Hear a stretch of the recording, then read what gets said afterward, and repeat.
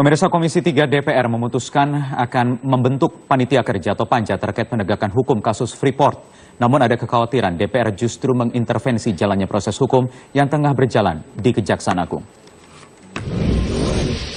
Rapat kerja antara Komisi 3 DPR dan Kejaksaan Agung menghasilkan sejumlah catatan. Salah satunya adalah Komisi 3 akan membentuk panja terkait Freeport.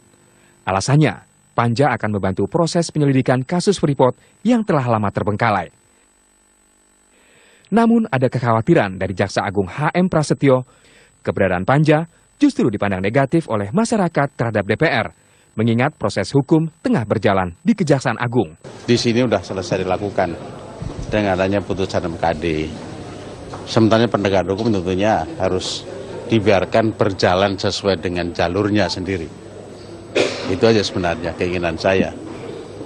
Saya khawatir nanti justru dengan adanya catatan seperti itu, akan bentuk panja dan sebagainya, bisa lembaga yang terhormat ini dianggap mengintervensi penegakan hukum. Saya justru menyayangkan ini, jangan sampai nanti lembaga yang terhormat ini masyarakat menilai sebagai mengintervensi penegakan hukum.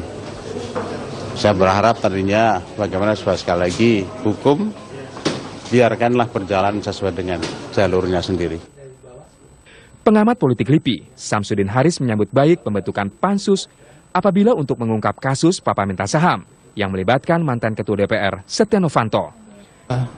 Kejaksaan Agung itu butuh dukungan politik juga supaya bisa mengungkap ada apa sih di balik kasus Papa Minta Saham itu.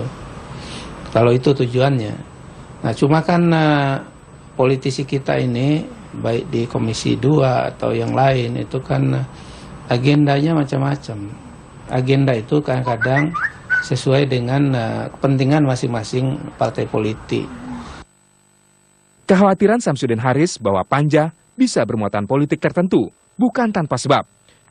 Pansus-pansus yang pernah dibentuk dianggap tidak sesuai harapan publik karena menghasilkan sesuatu untuk memenuhi hasrat kepentingan politik tertentu. Ini clear dulu nggak, Pak? Selain itu, DPR melalui Majelis Kehormatan Dewan telah menangani kasus ini. Tim Liputan, Metro TV.